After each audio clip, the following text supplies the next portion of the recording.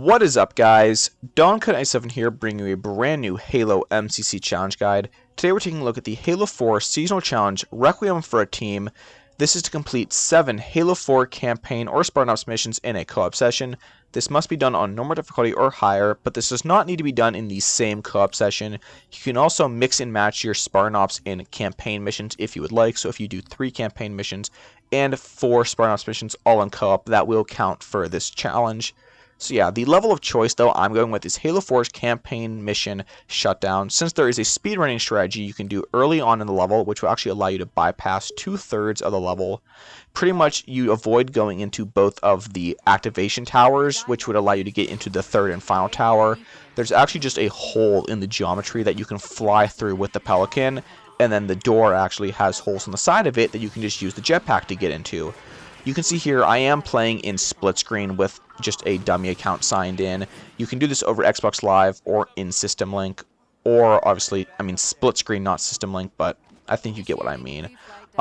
You do want to make sure the second controller does come over here. It just saves you a few seconds of not having to hear dialogue and all that stuff once everybody's at the Pelican. Make sure the second account is in the gunner seats instead of being the pilot, unless you want to switch controllers, but that is up to you. Once you get down here in the launch bay, you're just going to hold the boost button the entire time. Though once you exit the UNSC Infinity, you will want to lower your altitude just a ever so slight bit, so you aren't in the line of being flying into the kill ball that is around the Didac ship. Pretty much Didac ship right there has that orange ball around it. I'm pretty sure that's just a supersized kill ball. Right here you can see both the objectives on the left and right have now lit up. Just completely avoid them and keep flying to this third tower here that I'm going to right now. You can see there's like this black diagonal line. That is the tower you're going for. You can see it easier actually on the lower screen when I'm facing forward, but yeah. There actually is an orange like detailing in there, so once you see the orange detailing, you'll know where you're actually at and it is the correct place. This actually would be opened up if you had gone into those 2 previous towers before this and actually done the objective, but you don't need to, since there's an opening right here that a Pelican can fit into. So once you get over here, you're going to turn your Pelican to the left and you're going to go over, lower your altitude again, and try to land on this little platform here. Once you're on the platform, if you're in split screen, kick both controllers out of the Pelican, because if you keep the second account sitting in the passenger seat, once you get up to the next load zone with the person that's actually being controlled, you'll get teleported backwards instead of them being teleported inwards like they are right now. About here is where the teleporting zone is. You can see they got teleported up. But if I'd kept that account inside of the Pelican, I'd be back at the Pelican again in the driver's seat. So yeah, be careful of that. There's also a DMR on the side of the Pelican, I believe also a railgun. So if you do want to swap out your weapons, go for that. You do start with the assault rifle and the saw. The saw is a pretty good gun for this, but I would recommend also grabbing the DMR over the assault rifle because it'll help with a lot of the grunts here. Pretty much at this point now you play the level kind of like normal. There is a speedrunning strat towards the end you do as well to make it just go by a lot faster, since you don't have to actually fight all these enemies. The only 2 enemies in this section you do need to fight are the hunters at the very end, as they are the ones that turn the lift off.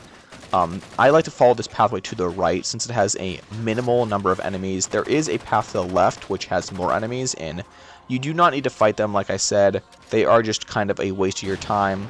Right here you can see I got a nice overkill with a grenade thrower. I don't know what all I killed, but I killed something. So yeah, again, throw grenades at all the jackals. I would recommend just doing that, or fly past them like I am going to eventually start doing. You can see, alright, I'm just tired of this. I'm just going to start flying to the next section. There is a elite with a forward gun. I also recommend killing him to use that forward gun against the hunters that come in later. I almost said brutes, and I don't know why, but yeah. Here's the forward gun. A forward gun with this saw is going to be a lot of damage on those hunters. There is just 2 of them, obviously. Hunters only travel in pairs of 2 usually. I like to unload on the one with the forward gun and then use the saw on the second one, and that just makes it go by a lot quicker, since these hunters on normal really don't stand a chance to either of these weapons. But with the saw, you do want to get a better line of sight on that hunter's back. As you can see, finally, I was able to kill the hunter with a combo of grenades and the saw into the back. Once they're both dead, just go up the lift here, And once you're up here, you also have the second account teleport back up to you, which is kind of nice, because if you die here like I did the first time by being stuck by that elite, it is what it is. I actually didn't realize I was stuck until I died. I just run back up. You want to run over here, grab one of these Banshees, and immediately fly to the objective marker, pretty much avoiding all the enemies in this section. You shouldn't be able to die here, especially on normal. Heroic and Legendary, it's more risky, but once you land on the top section, just jump down to the lower section and walk into this doorway, and you're pretty much done with the level now. All that's left is just listening to some Cortana dialogue, and that's it, guys. I hope you enjoyed. Remember, if you did, leave a like, comment, and subscribe so I know you did, and I will catch you all in the next one. Peace.